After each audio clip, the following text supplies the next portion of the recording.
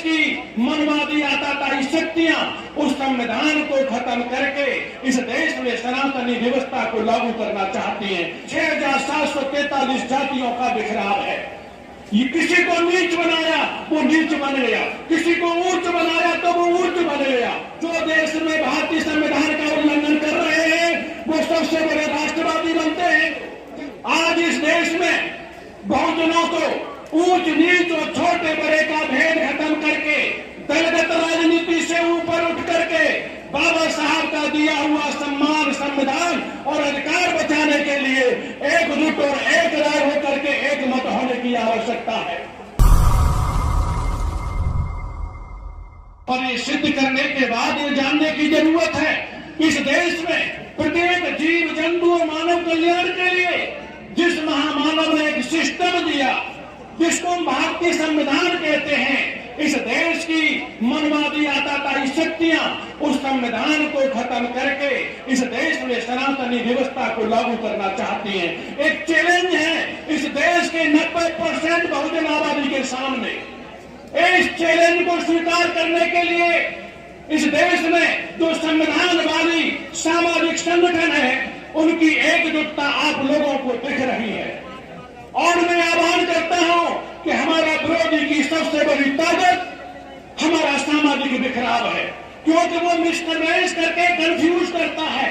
जो कंफ्यूज नहीं होते उन्हें लालच में लेके तोड़ लेता है, और जो लालच में भी नहीं आते हैं लास्ट फॉर्मूला है दबाव।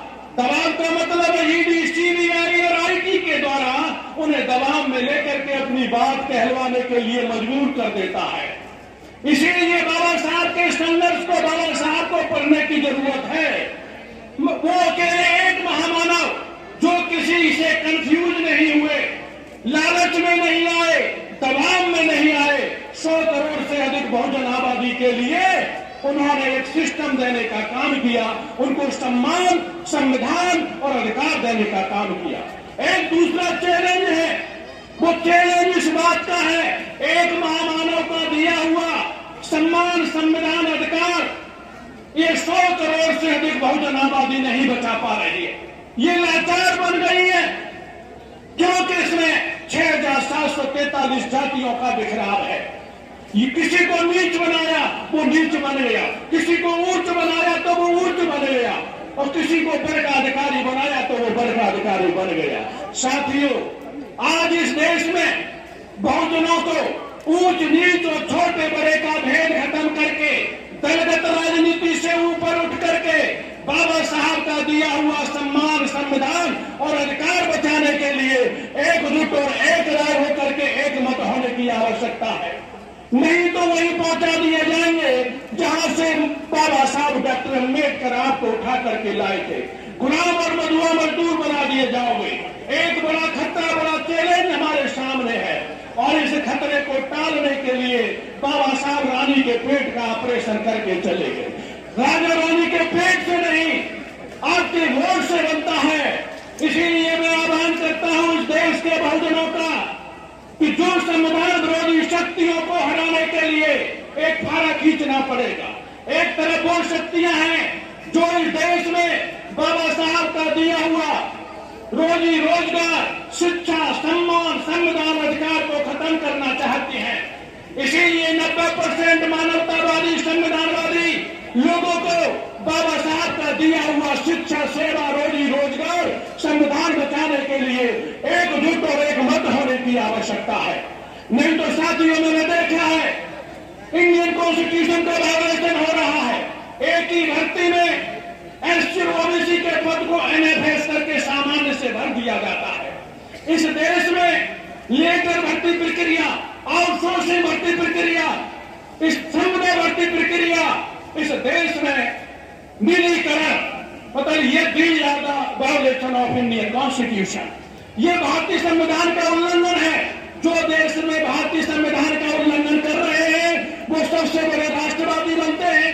जब तक राष्ट्रवादी की सही परिभाषा यह है कि जो इस देश को चलाने के लिए सिस्टम है संविधान, जो संविधान के अनुसार कार्य करे, व्यवहार करे, आचरण करे, वो देश का सबसे बड़ा राष्ट्रवादी है। और जो इस देश में भारतीय संविधान के विपरीत कार्य करे, व्यवहार करे, आचरण करे, वो संविधान विरोधी है, राष्ट्र विरोधी है, ये पहचान है।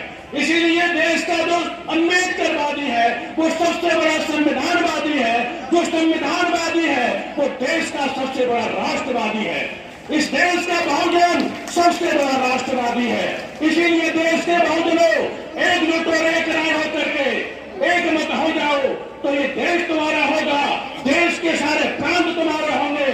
आप राशन मांगने वाले नहीं, देने वाले बन जाओगे, देश के शासक बन जाओगे। ये बाबा साहब देश को देके गए हैं आप व्यवस्था, उसे अपनाने की जरूरत है। इसके साथ ही मैं अपनी बात खत्म करते हुए आज मैं आह्वान करता हूं कि सारे गले शिकवे दूर करके सभी सामाजिक और राजनीतिक रूप से इस देश में बहुजन एकता की जरूरत है। जो देश के संविधान को बचाना चाहता है, अपनी पीढ़ियों के अस्तित्व को बचाना चाहता है, उसे एकजुट हो जाए। जो एकजुट नहीं होगा मैं समझूंगा कि वो नागपुर वालों का एजेंट है।